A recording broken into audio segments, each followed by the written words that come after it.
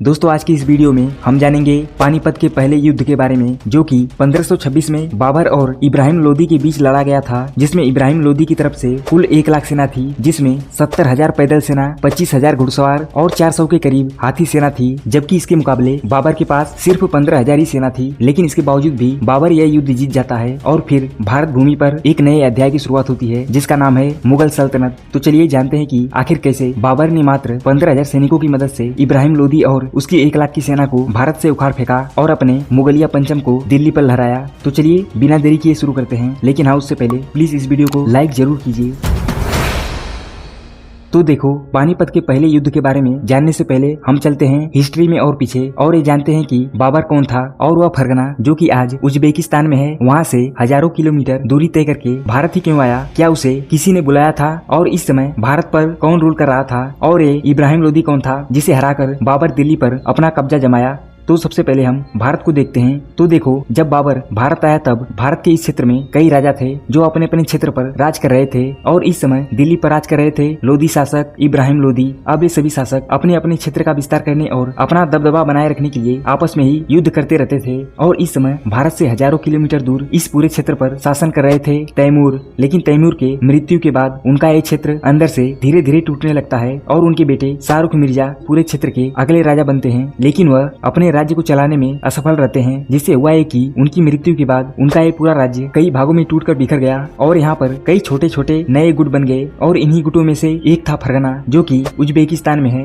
अब इस क्षेत्र को लेकर बाबर और उसके चाचा अहमद लंक के बीच युद्ध हो गया और इस युद्ध में बाबर जीत भी गया, लेकिन उसके चाचा अपने पड़ोसी राज्यों की मदद से फिर से इस क्षेत्र पर कब्जा कर लेते हैं। लेकिन इसके बाद एक बार फिर बाबर और उसके चाचा के बीच युद्ध होता है और इसमें फिर से बाबर जीत जाता है और पूरे क्षेत्र को अपने कब्जे में ले लेता है। लेकिन अगली बार की तरह उसके चाचा ने फिर से अपने पड़ोसी राज्यों की मदद से उसे जीत लेते हैं। अब इधर उसके समकालीन एक और राज्य था जो कि तैमूर के राज्य से ही टूट कर निकला था, जिस पर रूल कर रहे थे सैबानी खान। अब सैबानी खान ने ये देखा कि फरगना में ये लोग आपस में ही लड़ रहे हैं, क्यों न इसका फायदा उठाकर उस पर हमला कर दिया जाए। अब इसका फायदा उठाते हुए सैबानी खान ने फरगना पर हमला कर दिया, जिससे बाबर को ये जगह छोड़कर यहाँ से भागना पड़ा। अब बाबर यहाँ से अपनी जान बचाकर जैसे तैसे करके अपने मुट्ठी भर सैनिकों के साथ काबुल पहुंचा, जहाँ पर उसने करीब 21 साल तक रूल किया और इंतजार करता रहा कि जैसे ही सैबानी खान कमजोर पड़ेगा वैसे ही हम उस पर हमला करके फिर से अपने राज्य को ले लेंगे। लेकिन ऐसा हुआ नहीं, बल्कि समय के साथ सैबानी खान के साथ साथ ऑटोमन एम्पायर की नजर काबुल पर पड़ने लगी, जिससे अब बाबर को यहाँ से भागना पड़ा।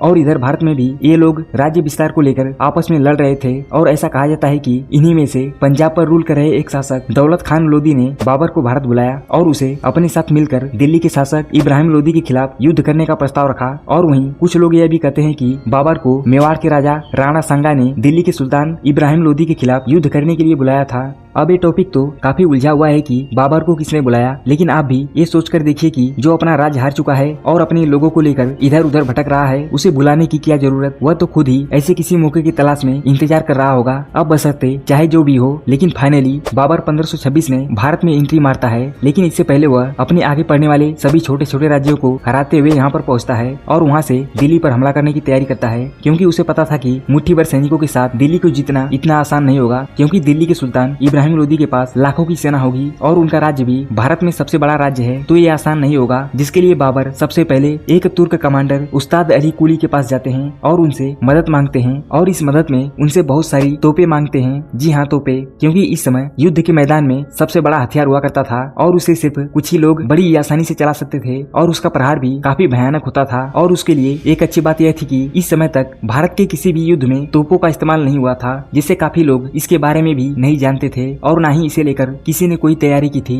अब एक तुर्क कमांडर बाबर की बातों को मान जाता है और उसे दिल्ली से लूटे गए खजानों के बदले में अपनी सभी बेहतरीन तोपों के साथ साथ उन्हें चलाने वाले कई लोगों को भी देता है। अब बाबर के पास ये तोपें आ जाने के बाद वह पहले से और भी ज्यादा ताकतवर हो गया था और वह अब अपने मुट्ठी भर सैनिकों के साथ एक बड़ी सेना से भी टकरा सकता था। अब समय आता है 20 अप्रैल 1526। बाबर अपने 12 से 15,000 सैनिकों के साथ पानीपत नामक स्थान पर पहुंच जाता है और इधर से इब्राहिम लोदी भी अपने 1 लाख सैनिकों के साथ साथ वहाँ पर पहुँच जाते हैं। अब ये कुछ डायमेंशन है जो ये बताते हैं कि इस समय युद्ध में दोनों सेनाओं की स्थिति क्या थी। तो देखो, बाबर के पास कुल 12 से लेकर 15,000 के आसपास सेना थी, जिसमें करीब 6,000 घुड़सवार और बाकी की पैदल सेना थी, और साथ ही उसके पास 20 के आसपास तोपें भी थी। और वहीं इधर इब्राहिम लोदी के पास करीब 1 लाख के आसपास सैनिक थे, जिसमें 70,000 से भी ज्यादा पैदल सेना, 25,000 के आसपास घुड़सवार और 400 के करीब हाथी सेना थी। अब ये दोनों सेनाएं आमने सामने कुछ इस प्रकार से खड़ी होती हैं, जिसमें सबसे पहले इब्राहिम लोदी की सेना, जिसमें सबसे आगे उसकी हाथी सेना जो अपने दुश्मनों को कुचलने के लिए तैयार थी, और वहीं उसके पीछे उसकी 25,000 के आसपास घुड़सवार सेना थी, और उसके पीछे बाकी के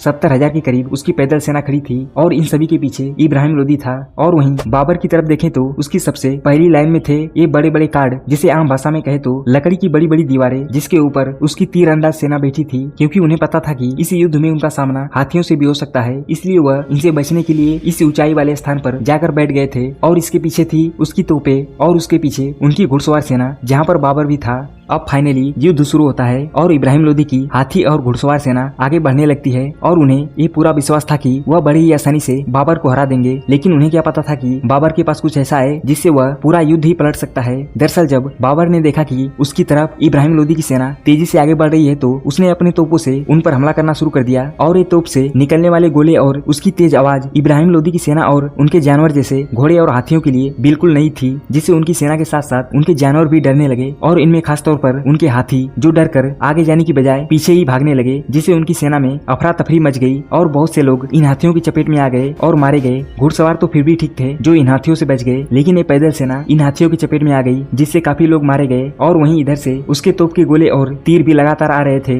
अब इब्राहिम लोदी अपने घुड़सवार सेना को इधर से उन पर हमला करने को कहता है, जिससे उसकी घुड़सवार सेना इधर से आगे बढ़ती है, लेकिन उन्हें बाबर की सेना पीछे की ओर खदेड़ देती है। अब यहाँ पर इब्राहिम लोदी बुरी तरह से फंस गया, और उसकी सेना का मनोबल तेजी से गिरने लगा, और उसके सैनिक भी युद्ध मैदान छोड़कर भागने लगे, जिससे अब अंत में इब्राहिम लोदी को ही इस युद्ध मैदान में उतरना पड़ा। उसे लगा कि मुझे देखकर इन सैनिकों का मनोबल बढ़ेगा, लेकिन अब तक तो काफी देर हो चुकी थी, और इधर बाबर भी इसी का इंतजार कर रहा था। अब जैसे ही इब्राहिम लोदी मैदान में आता है, वैसे ही मारा जाता है। अब इब्राहिम लोदी के मारे जाने के बाद उसकी सभी सेना इधर उधर भागने लगती है, और इस तरह पानीपत के पहले युद्ध को बाबर अपने मुट्ठी भर सैनिकों के साथ जीत लेता है, और भारत में मुगल सल्तनत की नींव रखता है। लेकिन अब इस युद्ध के बाद बाबर भले ही दिल्ली का शासक बन गया था, लेकिन अभी भी उसका काम पूरा नहीं हुआ था, क्योंकि उसे अभी भी अपने राज्य को मजबूत करने के लिए कई युद्ध लड़ने बाकी थे। तो दोस्तों, अगर आप सभी ने इस वीडियो को यहाँ तक देखा है तो प्लीज इस वीडियो को लाइक करके सब्सक्राइब जरूर कीजिए।